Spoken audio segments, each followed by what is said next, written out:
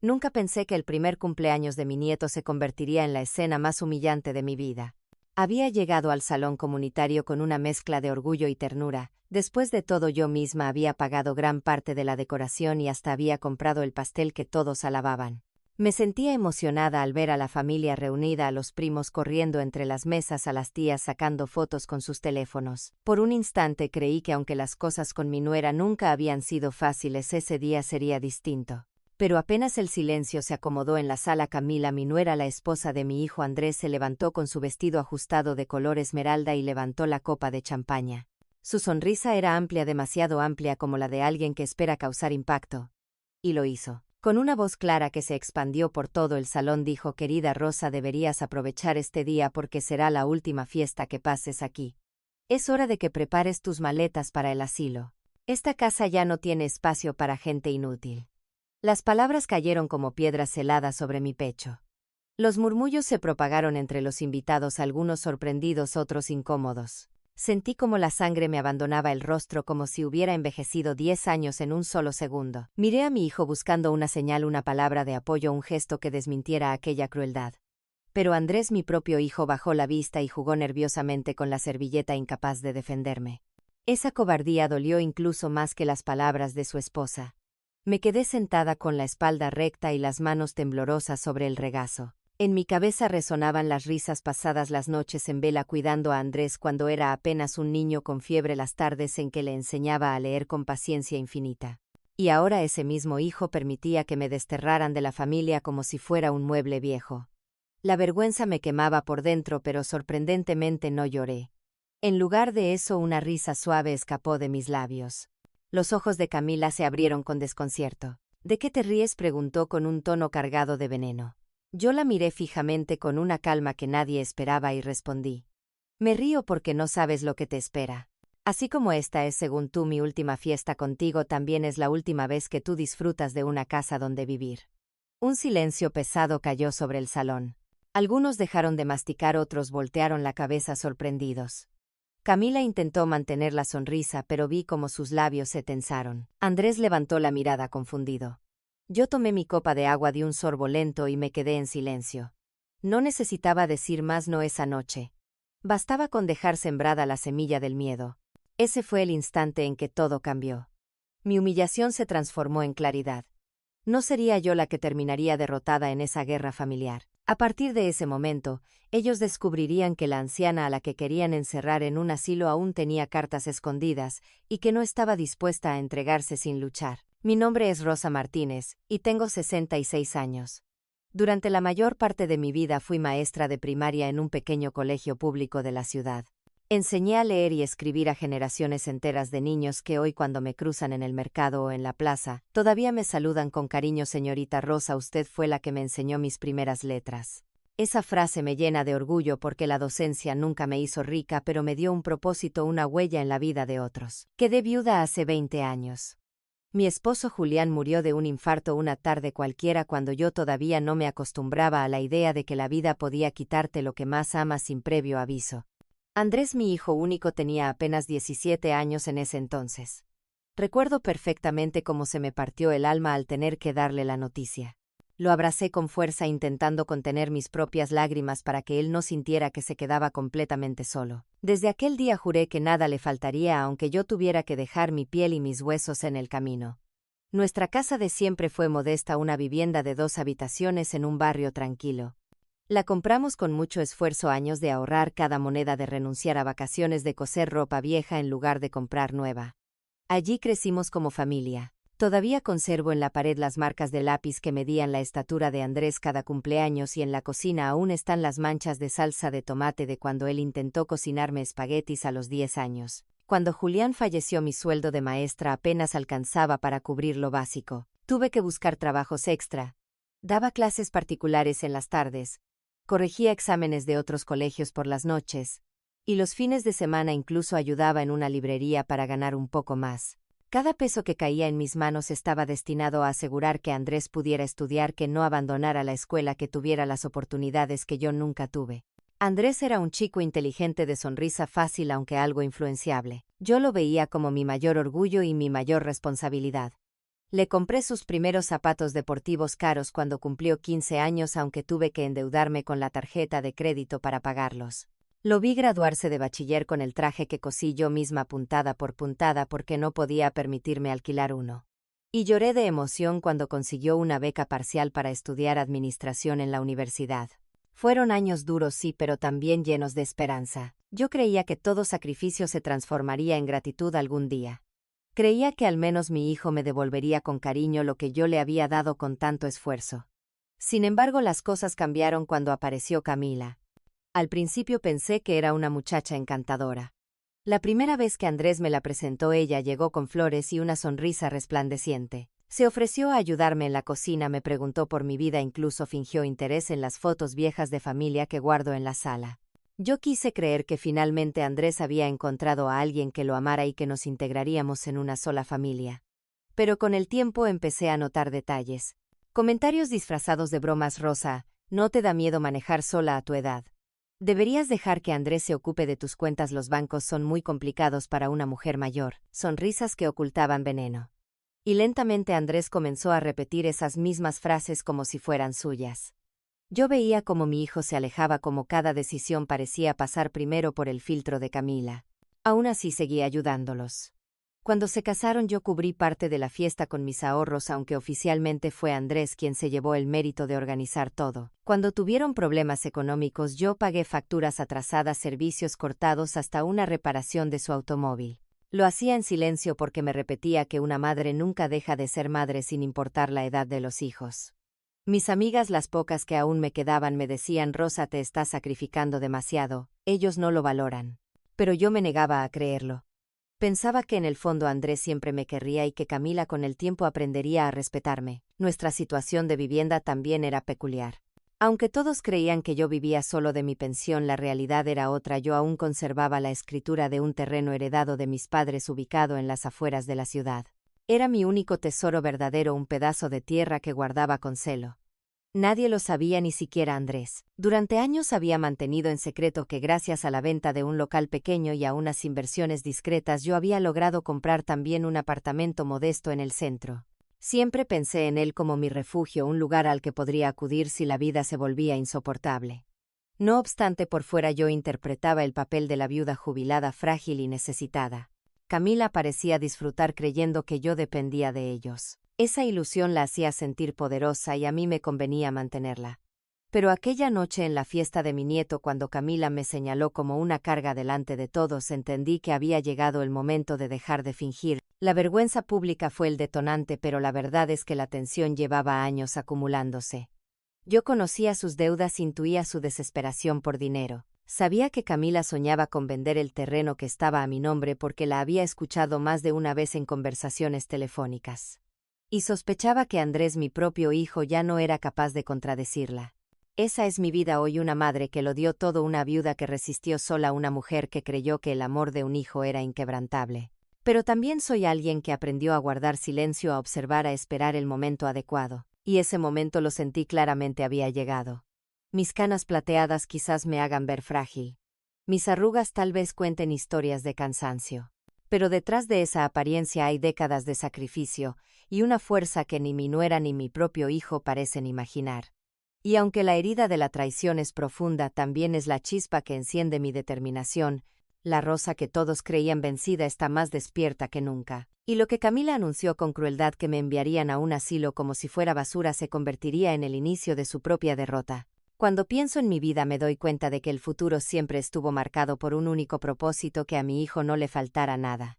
Desde la muerte de Julián, cada decisión que tomé estuvo atravesada por esa promesa silenciosa que me hice frente a su ataúd. No importaba cuánto tuviera que sacrificar, Andrés debía crecer con oportunidades, con una vida que lo alejara de la pobreza que yo conocí en mi infancia.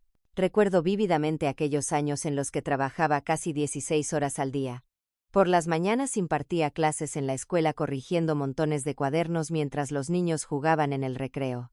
Al terminar la jornada apenas me daba tiempo de volver a casa, preparar algo rápido para comer y salir de nuevo a dar tutorías privadas en el barrio. Muchos padres confiaban en mí porque sabían que yo era exigente pero justa y que sus hijos progresaban conmigo. Por las noches, cuando la ciudad parecía dormida, yo seguía despierta revisando exámenes o copiando informes para colegas que me pagaban un pequeño extra por ayudarlos con su burocracia. Hubo meses en los que mi cuerpo se resentía. Tenía las manos llenas de callos por escribir tanto, la vista cansada por las lámparas de luz débil, la espalda dolorida de tanto permanecer sentada en sillas incómodas. Pero aún así, cada vez que veía a Andrés estudiar con sus libros abiertos en la mesa de la cocina, sentía que valía la pena. Uno de los sacrificios más grandes que hice fue vender las pocas joyas que me había dejado mi madre. Eran piezas modestas, unos aretes de oro, un anillo con una piedra pequeña, pero tenían un valor sentimental enorme. Las llevé a una casa de empeños y aunque el hombre apenas me dio una fracción de lo que valían, acepté sin dudar. Con ese dinero pagué la inscripción de Andrés en la universidad. Recuerdo que me dolió entregar aquellas joyas como si estuviera desprendiéndome de mi herencia familiar, pero al ver la cara de mi hijo sosteniendo su carnet universitario sentí que había hecho lo correcto. También hubo viajes escolares que no podía costear con mi sueldo. Una vez Andrés fue invitado a una excursión a otra ciudad. El costo era alto y yo no tenía de dónde sacarlo. Así que acepté limpiar la casa de una familia rica durante algunos fines de semana. Pasé horas fregando pisos de mármol y puliendo cubiertos de plata mientras en mi mente me repetía: esto es por él, todo es por él. Cuando Andrés regresó de aquel viaje lleno de historias y con fotos sonrientes junto a sus amigos, supe que mi esfuerzo había valido la pena. El día de su boda también fue una prueba para mí. Andrés me pidió ayuda porque los gastos se le habían salido de control. Camila, con sus gustos caros, insistía en un vestido de diseñador, flores importadas y una recepción en un hotel elegante. Yo sabía que era un exceso, pero no quise que mi hijo se sintiera avergonzado delante de la familia de ella. Vendí mi coche viejo y aporté el dinero sin que nadie lo supiera. Aún recuerdo caminar hasta la escuela bajo el sol abrasador porque ya no tenía vehículo, pero cuando vi a Andrés sonreír en el altar me convencí a mí misma de que no importaba. A veces en mis noches de insomnio me preguntaba qué habría sido de mí si hubiera tomado decisiones diferentes. Si en lugar de entregarlo todo hubiera guardado algo para mi vejez, estaría ahora más tranquila, menos vulnerable, pero rápidamente me respondía: no, lo único que importa es que él esté bien. Esa idea me mantuvo en pie durante décadas, aunque me costara mi salud, mi comodidad e incluso mis sueños personales. Mis amigas se jubilaban y viajaban juntas a la playa. Yo, en cambio, me quedaba en casa preparando cuentas, pensando cómo estirar el dinero para cubrir la próxima factura de Andrés. Ellas me decían: Rosa, tú también mereces disfrutar. Pero yo siempre encontraba una excusa. Más adelante, cuando Andrés esté establecido, cuando ya no me necesite tanto. Ese más adelante nunca llegó. Hubo un momento en que incluso hipotequé parte del terreno heredado para pagar deudas de Andrés. Él me lo pidió con lágrimas en los ojos, diciendo que era solo un préstamo temporal, que pronto me lo devolvería. Firmé los papeles con el corazón encogido, confiando en que un día cumpliría su palabra. Ese dinero se esfumó y nunca vi ni un solo centavo de vuelta. Lo más doloroso no fueron los sacrificios materiales, sino la sensación de invisibilidad. Durante años creí que mis esfuerzos serían reconocidos con gratitud, con respeto, pero poco a poco me di cuenta de que para Andrés y sobre todo para Camila yo era solo un cajero automático con arrugas. Esa realidad me desgarraba el alma, pero aún así me aferraba a la esperanza de que algún día abrirían los ojos. Y sin embargo, aquella noche en la fiesta del niño, cuando Camila me ridiculizó delante de todos, comprendí que mi espera había sido inútil. Ellos no veían mis años de desvelo, ni mis rodillas doloridas por subir escaleras al dar clases en escuelas viejas, ni mis dedos marcados por la tiza. Solo veían a una anciana molesta, un estorbo. Pero lo que Camila y Andrés no sabían es que cada sacrificio también me enseñó algo más: a ser paciente, a guardar silencio, a acumular fuerzas. Y todas esas lecciones estaban a punto de volverse contra ellos. En aquellos años de soledad muchas veces me pregunté cómo sería mi propia vejez. Imaginaba un futuro tranquilo, rodeada de nietos que vendrían a visitarme los domingos, con Andrés agradecido por todo lo que había recibido. Pensaba que algún día me abrazaría y me diría: mamá, lo lograste, gracias a ti tengo esta vida. Esa ilusión me sostuvo como una lámpara encendida en la oscuridad. Sin embargo, la realidad fue muy distinta. Cada vez que yo esperaba una muestra de gratitud, lo que recibía era una nueva exigencia. Cuando terminé de pagarle un curso extra en la universidad, Andrés me pidió dinero para comprarse un coche de segunda mano. Cuando liquidé esa deuda, me solicitó apoyo para amueblar el departamento donde se mudó con Camila. Siempre había algo más, siempre un nuevo motivo para que yo sacara mi chequera. Y yo, tonta de mí, lo hacía. A veces me sorprendía a mí misma recordando los consejos de Julián, mi difunto esposo. Él solía decir: Rosa, el amor de una madre no significa arruinarse la vida. Los hijos también deben aprender a luchar. Pero yo ignoré esas palabras. En mi mente lo único que valía era proteger a Andrés de cualquier dificultad. Hoy me doy cuenta de que esa sobreprotección fue el terreno fértil donde germinó la indiferencia y la ingratitud. Mis sacrificios no fueron solo económicos. También sacrifiqué mi vida social, mis amistades. Dejé de salir con mis compañeras de la escuela, de viajar a las excursiones de jubilados. Me inventaba excusas porque el dinero debía guardarse para Andrés. Hubo un verano en que todas mis colegas fueron a la costa, y yo me quedé en casa trabajando en un taller de refuerzo escolar para juntar lo suficiente y ayudarle con un viaje a Europa que quería hacer con sus amigos de la universidad. Cuando regresó apenas me mostró unas cuantas fotos sin detenerse a pensar en lo que me había costado financiar esa aventura. También sacrifiqué mi salud. Durante años ignoré dolores persistentes en las rodillas y la espalda porque cada consulta médica era un gasto extra. Preferí gastar en los medicamentos de Andrés, en los tratamientos de fertilidad que él y Camila intentaron sin éxito durante un tiempo.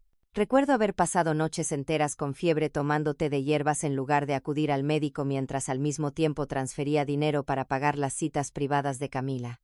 Hubo momentos de ternura, claro. A veces cuando Andrés venía solo sin Camila lograba ver al niño que había criado. Se sentaba a mi lado y me decía: mamá, nadie cocina como tú. En esas pequeñas frases se encontraba la fuerza para seguir.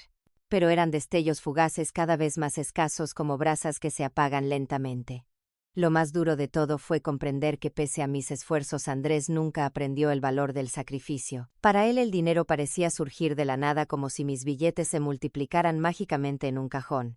Nunca vio las horas que pasé corrigiendo cuadernos, los fines de semana sin descanso, las noches sin dormir por la ansiedad de no llegar a fin de mes. Por eso cuando Camila pronunció aquella frase en la fiesta: esta casa ya no tiene espacio para gente inútil, una parte de mí se rompió, sí, pero otra parte se iluminó. Me di cuenta de que todo lo que había entregado había servido para que ellos me subestimaran, para que creyeran que podían decidir mi destino sin consultarme.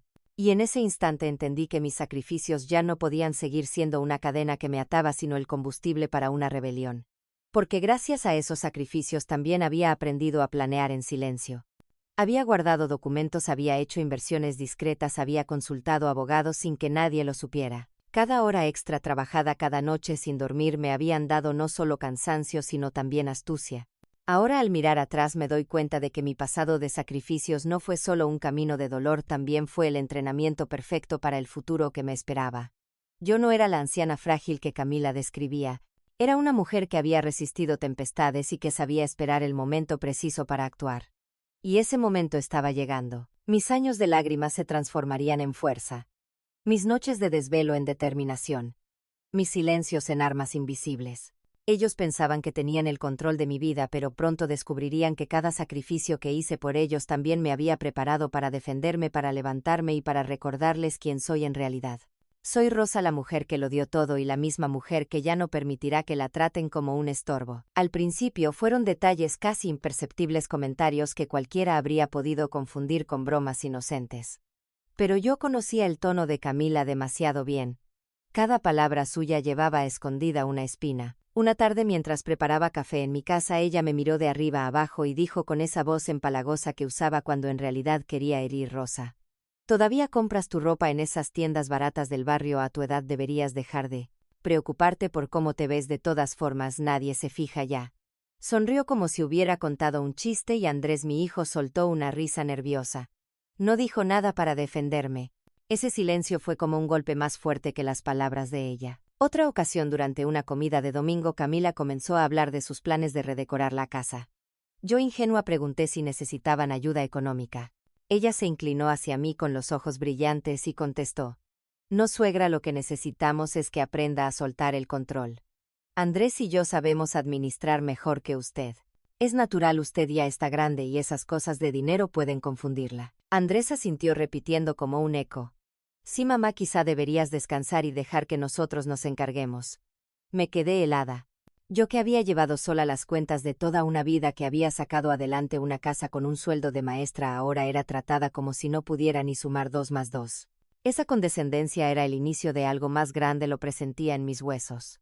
Los pequeños desplantes se hicieron frecuentes. Una vez en una reunión familiar, Camila comentó frente a mis sobrinas: Rosa debería mudarse con nosotros, ¿no creen? Así tendría compañía. Además, con tanto espacio en su casa es un desperdicio. Las chicas rieron incómodas, y yo tuve que fingir que no me afectaba, pero por dentro sentí que me estaban arrancando un pedazo de dignidad. Incluso mis olvidos cotidianos se convirtieron en munición contra mí. Si extraviaba las llaves por un par de minutos, Camila susurraba con sorna: pobre, ya no está para vivir sola. Y Andrés, en lugar de defenderme, se encogía de hombros como si aceptara esa narrativa. Yo sabía que no había nada malo en mi mente, que mi memoria seguía intacta, pero empecé a notar cómo esas insinuaciones iban creando un retrato falso de mí, el de una mujer mayor, frágil, incapaz. Eran señales pequeñas, sí, pero constantes. Como gotas de agua cayendo sobre una roca, poco a poco iban desgastando mi paciencia. Y aunque yo aún guardaba silencio, en mi interior una voz empezaba a gritar: algo no estaba bien. La primera vez que noté que faltaba dinero en mi cuenta bancaria, pensé que había sido un error del banco. Revisé mis libretas, comparé los recibos, llamé a la sucursal. La empleada, con voz monótona, me dijo: señora Martínez, aquí aparece un retiro autorizado por su hijo Andrés. Sentí que la sangre me abandonaba el rostro. Autorizado por mí, yo jamás había dado permiso. Cuando lo enfrenté, Andrés evitó mi mirada. Mamá, fue solo un adelanto. Teníamos que pagar unas facturas y pensé que no te importaría. Después te lo devuelvo. Sus palabras resonaron como un eco vacío, porque era la misma excusa que había escuchado demasiadas veces. Camila, que estaba sentada a su lado, intervino con descaro. Al final de cuentas, Rosa, ese dinero será para nosotros de todas formas. ¿Qué diferencia hace si lo usamos ahora o más adelante? No supe qué contestar. Me quedé callada con un nudo en la garganta, sintiendo cómo cada sacrificio pasado se convertía en polvo. La situación se repitió con objetos de valor. Un día abrí el cajón donde guardaba mi reloj de oro, aquel que Julián me regaló en nuestro aniversario número 20. Ya no estaba. Busqué por toda la casa convencida de que lo había puesto en otro lugar, hasta que una vecina me contó casualmente que había visto a Camila luciendo un reloj muy parecido en una fiesta. Cuando la confronté, ella fingió sorpresa. Ese Andrés me lo prestó, dijo, que estaba guardado sin usar. Me ardieron los ojos de rabia. Ese reloj no era un simple accesorio, era un pedazo de mi historia, de mi matrimonio, de mi vida. También comenzaron a aparecer recibos extraños entre mis papeles, pagos de tarjetas de crédito que no eran mías, facturas de tiendas de lujo con mi nombre como aval. Me di cuenta de que Andrés había usado mis documentos para firmar como garante en compras de Camila. Cuando lo descubrí, él se justificó: mamá, era solo para ayudarnos a salir de un apuro. No te preocupes, yo me encargo de todo. Pero no se encargaba de nada. Cada mes llegaban nuevos cobros y llamadas de cobradores. Yo, desesperada por no manchar mi historial, terminaba pagando con mis ahorros. Mientras tanto, ellos seguían sonriendo, luciendo ropa nueva, viajando de vacaciones como si nada pasara. Cada peso que me quitaban era una puñalada, no por el dinero en sí, sino por la forma en que lo hacían, sin respeto, sin pedir permiso, como si yo fuera invisible. Camila incluso llegó a decirme un día con una frialdad escalofriante: Rosa, usted debería sentirse agradecida de poder ayudarnos. Es su manera de seguir siendo útil. En ese instante comprendí que ya no se trataba de pequeñas ayudas, sino de un patrón de abuso. Yo era su cajero automático, su respaldo económico, la vaca lechera que podían ordeñar a su antojo. Y lo peor era que Andrés, mi hijo, lo permitía, lo justificaba, lo normalizaba. Esa certeza me desgarró por dentro. Porque si bien las burlas y los comentarios hirientes me dolían, ver cómo mi propio hijo se prestaba a vaciar mis cuentas y empeñar mi futuro fue la herida más profunda de todas. La herida más dolorosa no fue el dinero ni los objetos robados. Fue el día en que me borraron deliberadamente de un momento familiar que debió haber sido mío también. Todo ocurrió en la fiesta de cumpleaños de Camila. Yo me había enterado por una vecina que la ayudaba a decorar la casa. Nadie me había invitado directamente, pero aún así preparé un pequeño obsequio, un chal tejido a mano de lana suave en un tono verde que sabía que a ella le gustaba. Llegué a la casa con una sonrisa forzada, convencida de que había sido un simple olvido. Al entrar noté inmediatamente el silencio incómodo. Algunos invitados me saludaron con cortesía, pero la mirada de Camila fue suficiente para entenderlo todo. Ella estaba radiante en su vestido nuevo, rodeada de amigas, y al verme frunció los labios. Vaya sorpresa, Rosa. No esperábamos visitas adicionales. Me quedé petrificada. Visitas adicionales. Yo no era una vecina cualquiera, era la madre de su esposo, la abuela del niño que dormía en la habitación contigua. Miré a Andrés buscando una explicación. Él se acercó nervioso y murmuró en voz baja: mamá, pensamos que lo mejor era hacer algo más íntimo con los amigos de Camila. No queríamos que te sintieras incómoda. La ironía me quemó la garganta. Incomodarme yo era a mí a quien estaban relegando, a quien trataban como un estorbo. En ese instante Camila levantó su copa, y frente a todos dijo con tono burlón: brindemos por los nuevos comienzos, y porque pronto Rosa tendrá el cuidado que merece en un lugar especializado. Así nosotros podremos concentrarnos en nuestra vida sin preocupaciones. Las risas se mezclaron con un silencio tenso. Yo sentí que me desmoronaba. Tenía en la mano el chal que había tejido con tanto cariño y de pronto me pareció un trapo ridículo. Lo dejé discretamente sobre una silla, y salí de la casa con la cabeza erguida, aunque por dentro me estaba partiendo en mil pedazos. Aquel día comprendí que no solo querían mi dinero o mis propiedades, querían también arrebatarme mi lugar en la familia, convertirme en invisible, borrar mi presencia de sus momentos importantes. Esa humillación pública fue la confirmación de lo que ya sospechaba. Para ellos yo no era madre ni suegra, solo un obstáculo. Una noche de verano, cuando el calor no me dejaba dormir, bajé a la cocina a tomar un vaso de agua. Mientras regresaba a mi habitación escuché voces procedentes de la sala. Me acerqué con cautela. La puerta estaba entreabierta y reconocí de inmediato las voces de Andrés y Camila. Si logramos convencerla de que ya no puede manejar sus cosas, el juez nos dará la tutela, decía Camila con frialdad calculada. No sé, Camila es mi madre, respondió Andrés, aunque su voz sonaba débil, sin convicción.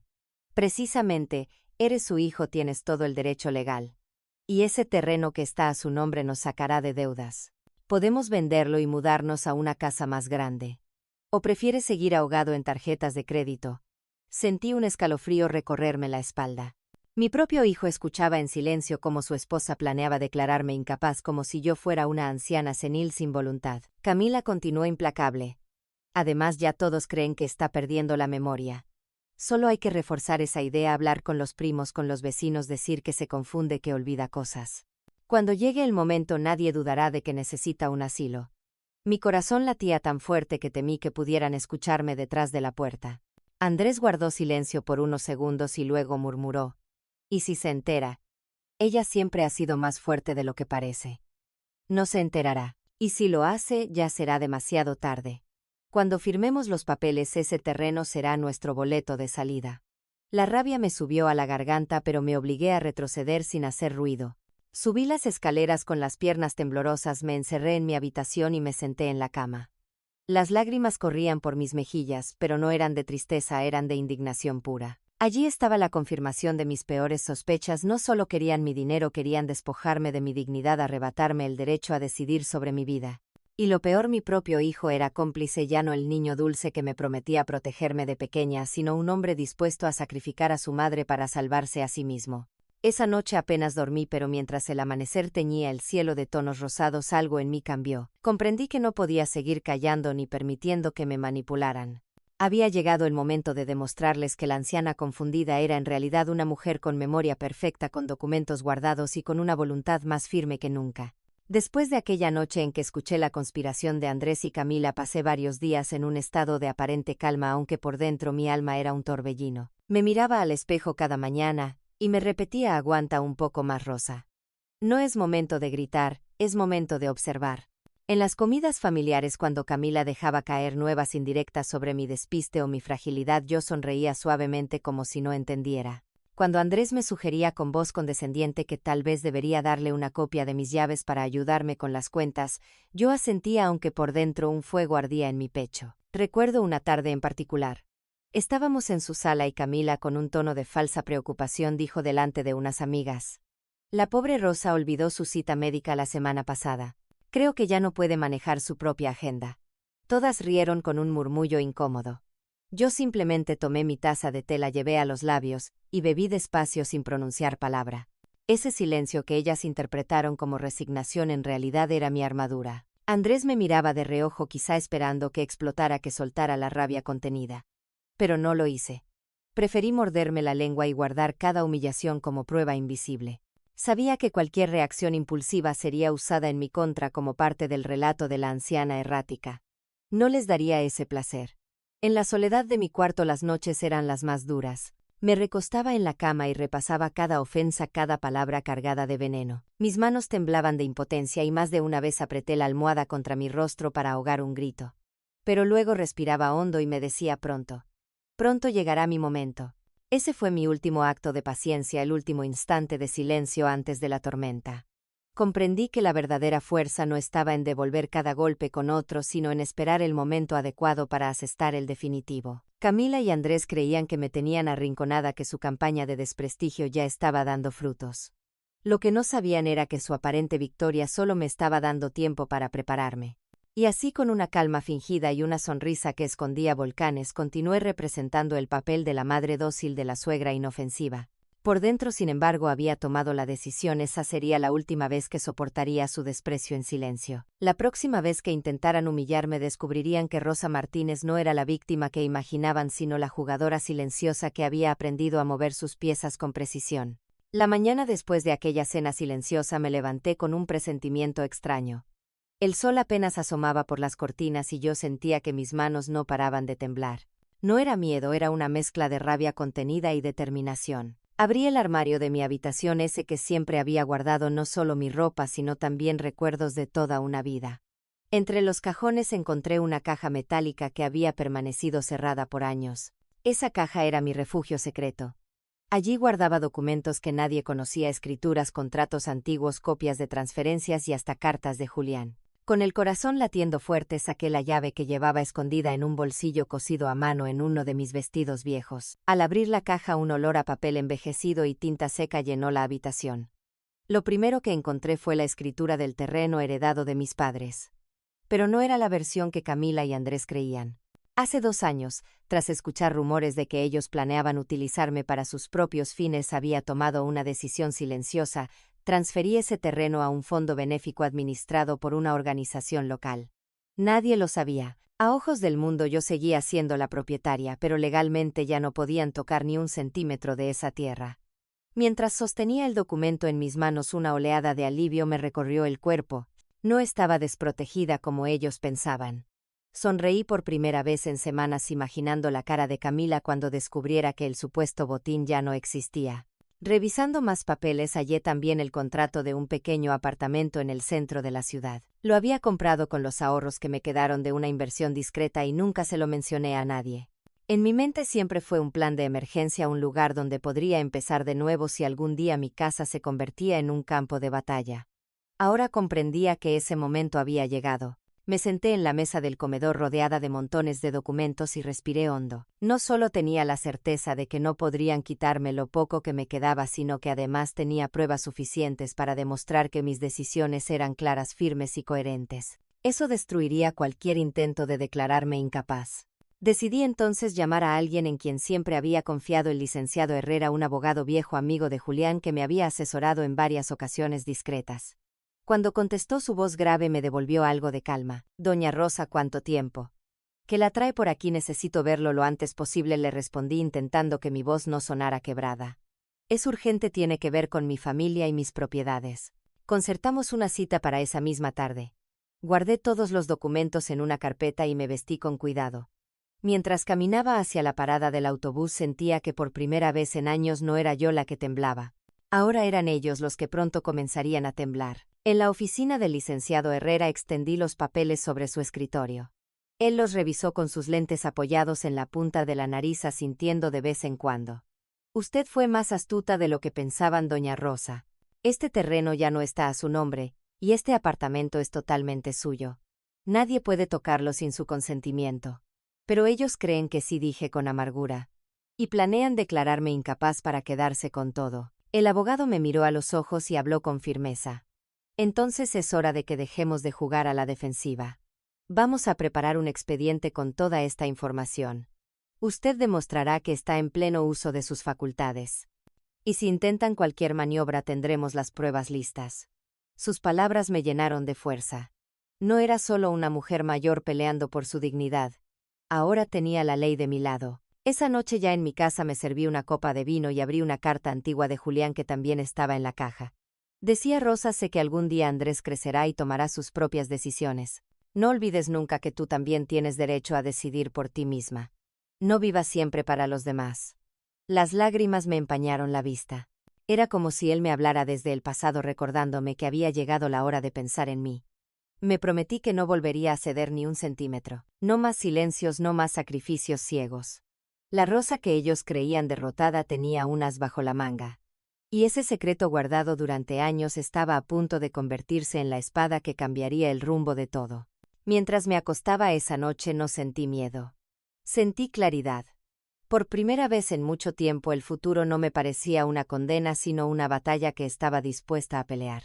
Y lo mejor de todo era saber que en esa guerra yo ya tenía ventaja. Los días siguientes a mi reunión con el licenciado Herrera se convirtieron en una cadena de decisiones calculadas. Cada paso que daba estaba guiado por una mezcla de prudencia y rabia contenida. Sabía que no podía dejarme llevar por el impulso. Si quería recuperar mi vida y proteger lo que quedaba de mi dignidad, debía moverme con inteligencia como quien prepara una partida de ajedrez en la que cada ficha es crucial. Lo primero fue el banco. Volví a la sucursal donde tantas veces había hecho transferencias para Andrés y Camila. El gerente, un hombre que me conocía desde hace años, me recibió con una sonrisa cortés. «Doña Rosa, ¿cómo está?», preguntó, quizá esperando escuchar la misma frase de «siempre vengo a depositar para mi hijo». Pero esta vez mis palabras fueron distintas. «Vengo a cancelar todas las transferencias automáticas y a restringir el acceso a mis cuentas. Nadie más que yo tendrá autorización». El gerente levantó las cejas sorprendido, pero no hizo preguntas. Mientras firmaba los documentos sentí una especie de liberación. Cada firma era como cortar una cuerda invisible que me había mantenido atada a ellos. Luego me dirigí a la ferretería del barrio. Allí pedí el cambio completo de cerraduras. El dueño, que tantas veces me había visto comprar pintura o clavos para reparar el apartamento de Andrés, me miró curioso. «¿Otra reparación para la casa de su hijo?». Lo miré directamente a los ojos. «No, esta vez es para mi propia casa. Y quiero las cerraduras más seguras que tenga». Al día siguiente un cerrajero instaló los nuevos sistemas. Mientras escuchaba el sonido metálico de las herramientas me invadía una sensación de control que hacía años no experimentaba. Aquella casa que había sido escenario de mis lágrimas ahora se transformaba en un refugio blindado. También contacté a una empresa de seguridad para instalar cámaras discretas. No se trataba solo de proteger mis pertenencias, sino de registrar cualquier intento de manipulación futura. Quería pruebas, evidencias que pudieran desenmascarar cualquier mentira de Camila y Andrés. Cada noche me sentaba en la mesa del comedor con mis documentos y hacía cálculos. Revisaba facturas pasadas, sumaba cada peso gastado en ellos. La cifra me mareaba: decenas de miles de dólares en alquileres, servicios, regalos, emergencias inventadas. Dinero que había salido de mis ahorros, de mi pensión, de lo que Julián había dejado para que yo viviera tranquila. Todo invertido en una pareja que me veía como un obstáculo. Y sin embargo dentro de mí había una voz contradictoria. Era la voz de la madre que aún amaba a su hijo. Algunas noches me sorprendía llorando, preguntándome si estaba haciendo lo correcto. No era el deber de una madre apoyar siempre sin condiciones. No me convertiría yo en una mujer fría y dura si dejaba de ayudarlos, pero entonces recordaba la voz de Camila repitiendo: «Ya no hay espacio para gente inútil». Recordaba a Andrés bajando la cabeza, incapaz de defenderme. Y esa memoria borraba cualquier duda. No era crueldad lo que me movía, era supervivencia. Decidí también visitar a un médico de confianza, el doctor Morales, para pedir una evaluación cognitiva oficial. Sabía que Camila estaba preparando la narrativa de que yo sufría pérdida de memoria. Quería un documento firmado, sellado, que certificara mi lucidez. El doctor me recibió con una sonrisa cálida. Y tras varias pruebas concluyó: «Doña Rosa, su mente está más clara que la de muchos jóvenes. No tiene nada de qué preocuparse». Guardé ese informe como un tesoro. Sería mi escudo frente a cualquier intento de declararme incapaz. En paralelo, el licenciado Herrera preparaba un expediente legal con todos mis papeles, escrituras, facturas, registros de transferencias. Incluso me sugirió actualizar mi testamento.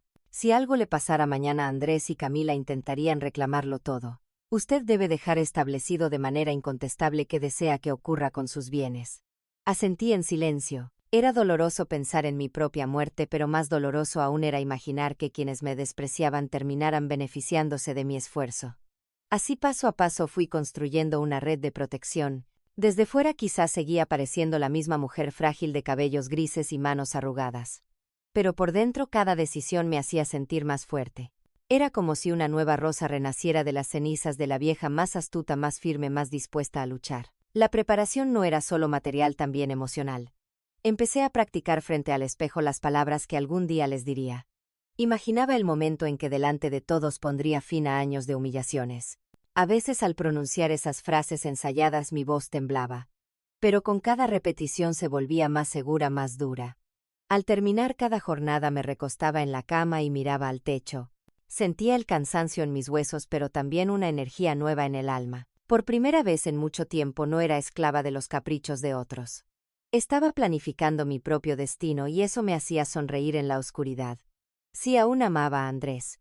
Esa herida nunca dejaría de sangrar, pero había comprendido algo crucial: amar a un hijo no significa dejarse destruir por él. El verdadero amor también sabe poner límites. Y yo, Rosa Martínez, estaba lista para dibujar esa línea. El tablero de ajedrez estaba dispuesto. Mis piezas ya estaban en posición, solo faltaba el movimiento final. El día de la confrontación llegó más pronto de lo que imaginaba.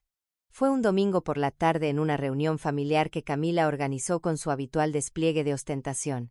Había invitado a primos, tíos y algunos vecinos, convencida de que esa sería la ocasión perfecta para reforzar su relato de que yo ya no estaba en mis cabales. Entré en la sala con paso sereno. Mi vestido azul oscuro contrastaba con mi cabello plateado. Llevaba conmigo una carpeta gruesa que sujetaba contra el pecho. Nadie lo notó al principio porque todos estaban ocupados comentando la decoración y las bandejas de canapés. Camila fue la primera en alzar la voz.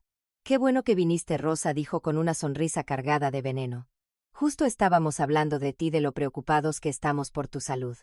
Algunos invitados rieron incómodos. Andrés, sentado junto a ella, evitaba mirarme, removiendo nervioso el vaso de whisky entre las manos. «Preocupados», repliqué con calma. «Qué curioso, yo también estoy muy preocupada por ustedes». El silencio cayó sobre la sala. Camila arqueó una ceja, sorprendida por mi tono. Estaba acostumbrada a verme callar, a verme encogerme en mi silla. Esa tarde, en cambio, me vio erguida, firme, con la voz clara. «Rosa», intervino Andrés en un susurro, «por favor, no hagas una escena». «¿Una escena?», me reí suavemente. «Escena es lo que ustedes hicieron conmigo, planeando mandarme a un asilo como si fuera un mueble viejo». Los murmullos recorrieron la sala. Vi cómo algunos familiares abrían los ojos incrédulos. Camila, lejos de intimidarse, decidió atacar. «Tú misma lo demuestras ahora, Rosa. Estás confundida, alterada. No puedes seguir sola». Saqué la carpeta y la puse sobre la mesa. Abrí la primera página y mostré un documento con un sello oficial. «Este es un informe médico que certifica que mi mente está en perfecto estado. No tengo ninguna pérdida cognitiva. Cualquier mentira que difundan al respecto será considerada difamación». La sala quedó muda. Andrés tragó saliva. Camila sonrió con rigidez. «¿Y qué hay del terreno?», preguntó con voz desafiante. «Todos sabemos que está a tu nombre y que no lo puedes manejar sola». Tomé otro papel y lo levanté en alto.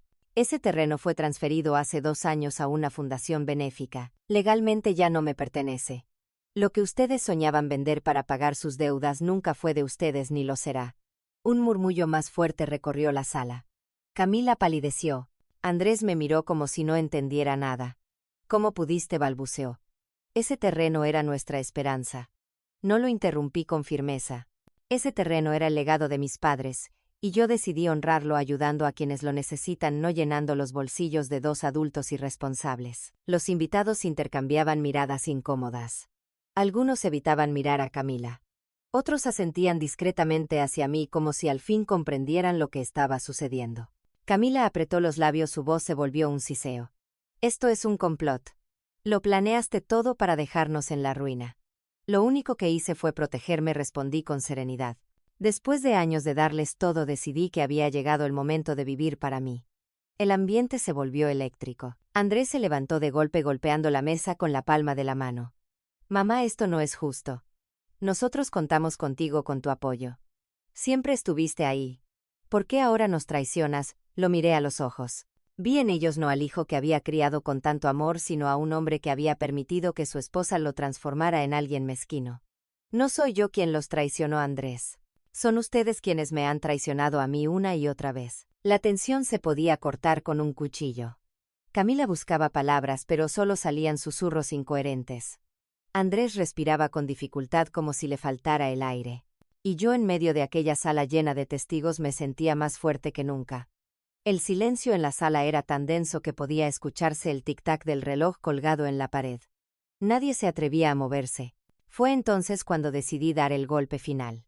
Saqué de la carpeta un sobresellado y lo puse frente a todos. «Aquí está mi testamento actualizado», anuncié con voz firme. «En él queda establecido que mis bienes irán a una fundación que protege a mujeres mayores víctimas de abuso familiar». Andrés, tú recibirás solo lo suficiente para empezar de nuevo si alguna vez decides hacerlo con dignidad. Y Camila, tú no recibirás nada. El murmullo se transformó en un zumbido de sorpresa. Algunos tíos se inclinaron hacia adelante, otros susurraban entre sí. Camila se puso de pie de golpe, los ojos desorbitados. Esto es una humillación pública, gritó. No puedes hacerme esto. Yo la miré fijamente. Claro que puedo. Y lo hago porque durante años me trataste como un estorbo. Porque intentaste borrarme de la vida de mi propio hijo. Porque quisiste robarme lo único que tenía. Andrés dio un paso hacia mí con las manos extendidas. Mamá, por favor, no hagas esto. Camila estaba nerviosa, confundida. Podemos arreglarlo. Arreglarlo, reí sin alegría. Arreglar lo que me hicieron en el cumpleaños de mi nieto cuando me llamaron inútil delante de todos. Arreglar el dinero que sacaste de mis cuentas a escondidas. Arreglar las noches en que planeaste declararme incapaz para quedarte con mis propiedades. Andrés bajó la mirada. La vergüenza le curvó los hombros, pero ya era tarde para redimirse. Camila, desesperada, trató de recuperar terreno. Todo lo hicimos por tu bien, queríamos cuidarte, darte comodidad. No, Camila, la interrumpí con firmeza. Lo hicieron por ambición. Porque pensaron que yo era débil, porque subestimaron mi memoria y mi valor. Pero hoy, frente a toda la familia, les digo algo: Rosa Martínez no es una víctima. Los aplausos comenzaron tímidos de parte de mi hermana y algunos primos que habían presenciado mis sacrificios de toda la vida. Pronto se unieron otros hasta que el salón entero resonaba con un aplauso que no era festivo sino de reconocimiento. Camila retrocedió pálida como si buscara una salida. Andrés se desplomó en una silla con las manos cubriéndose el rostro. Yo, en cambio, me senté con calma, tomé un sorbo de agua y respiré profundo. Sentía que por primera vez el peso de décadas se levantaba de mis hombros. Esta es mi última palabra, dije con voz clara. No habrá más transferencias, no habrá más sacrificios ciegos. Desde hoy vivo para mí. Si quieren ser parte de mi vida, tendrán que empezar por respetarme. Nadie se atrevió a responder. Camila tomó su bolso con furia y salió de la casa dando un portazo. Andrés se quedó atrás, derrotado, incapaz de pronunciar una sola palabra. Miré a los invitados, muchos de ellos con lágrimas en los ojos. Gracias por ser testigos, les dije, porque ahora nadie podrá decir que estoy loca, confundida o manipulada. Han visto con sus propios ojos quién soy y lo que he soportado. El silencio que siguió no fue incómodo sino solemne. Un silencio que sellaba una verdad: la batalla estaba decidida y yo había ganado. Aquella noche, al regresar a mi casa, me quité los zapatos y me miré en el espejo. La mujer que me devolvió la mirada no era la misma que había soportado insultos en silencio. Era alguien nuevo, más fuerte, más libre. El clímax de mi vida no había sido mi derrota sino mi renacimiento. Y mientras apagaba las luces susurré para mí misma: Julián, lo logré. Hoy nuestra historia cambió para siempre. Después de aquella confrontación, la vida no volvió a ser la misma. El eco de mis palabras aún flotaba en la memoria de todos los que estuvieron presentes. Los días siguientes fueron una mezcla de llamadas telefónicas, susurros de vecinos y visitas inesperadas. Pero lo más importante fue el silencio de Andrés. No apareció, no llamó, no envió un mensaje. Yo sabía que estaba digiriendo la vergüenza de haber permitido que su esposa lo arrastrara a semejante abismo. Camila, en cambio, no tardó en reaccionar. Trató de levantar una campaña de victimismo, llamando a parientes lejanos y asegurando que yo la había humillado sin razón. Pero nadie le creyó. Demasiados ojos habían presenciado su soberbia, sus palabras crueles, su falta de respeto. Por primera vez la máscara que tanto había cultivado se resquebrajaba. En medio de todo yo me sentí liberada. No porque el dolor hubiera desaparecido, la herida de la traición seguía allí latiendo como una cicatriz fresca, sino porque había recuperado algo que creía perdido: mi voz. Durante años había callado. Había aguantado ofensas. Había permitido que me trataran como una sombra. Ahora, en cambio, había dejado claro un mensaje: Rosa Martínez no se doblega. La lección más grande no fue para ellos sino para mí. Aprendí que el amor de una madre, aunque infinito, no puede convertirse en excusa para la humillación.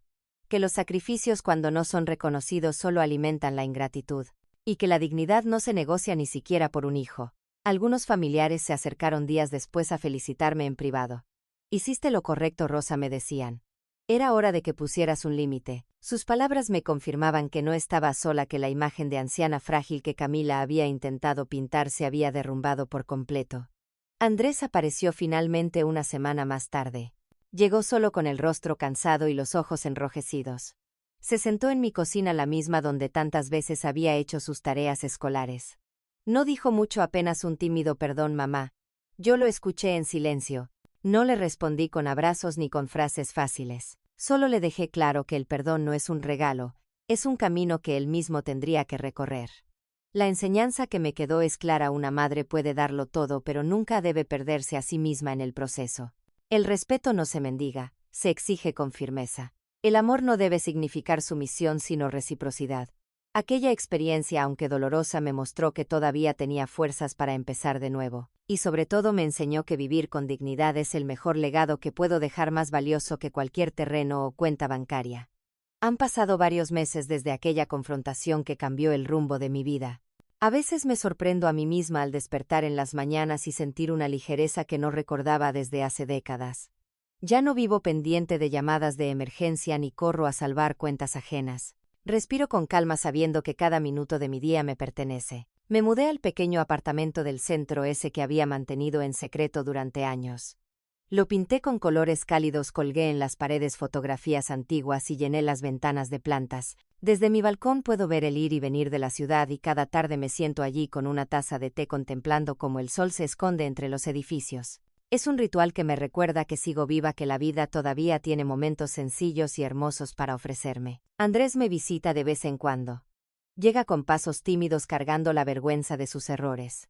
Yo lo recibo, pero ya no con la entrega ciega de antes, sino con la distancia necesaria. Hablamos de cosas cotidianas, del clima, de su trabajo. A veces noto en sus ojos un destello del niño que fue ese que corría hacia mis brazos después de una pesadilla. Pero sé que la confianza rota no se reconstruye en un día. Le he dejado claro que si quiere estar en mi vida tendrá que demostrar con hechos lo que antes destruyó con indiferencia. De Camila no he vuelto a saber nada. Algunos dicen que se marchó con deudas a otra ciudad. Otros aseguran que todavía anda buscando culpables de su caída. Para mí ya no existe. Su ausencia es en realidad un regalo.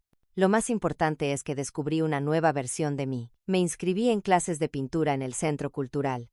Descubrí que mis manos, acostumbradas a escribir en pizarras y corregir cuadernos, también saben crear paisajes llenos de color. Hice amigas en un club de lectura, mujeres que como yo cargaron con historias de sacrificio y aprendieron a veces demasiado tarde a elegir su propia felicidad. Con ellas río, comparto cenas sencillas y hasta planes de viajes que antes parecían imposibles. Hoy, cuando me miro al espejo, ya no veo solo las arrugas de una vida dura, sino las marcas de una resistencia invencible. Entendí que no era tarde para empezar de nuevo, que incluso a los 66 años una mujer puede reinventarse. El mayor regalo que me hice fue esta certeza: ya no vivo para complacer, ni para ser utilizada, ni para esperar gratitud que nunca llega. Vivo para mí. Y en esa decisión encuentro una paz que jamás imaginé. Si algún día mi nieto crece y me pregunta qué aprendí en esta vida, le diré sin dudar que el amor verdadero comienza por respetarse a uno mismo. Todo lo demás llega después. Mi nombre es Rosa Martínez. Tengo 66 años y por fin soy libre.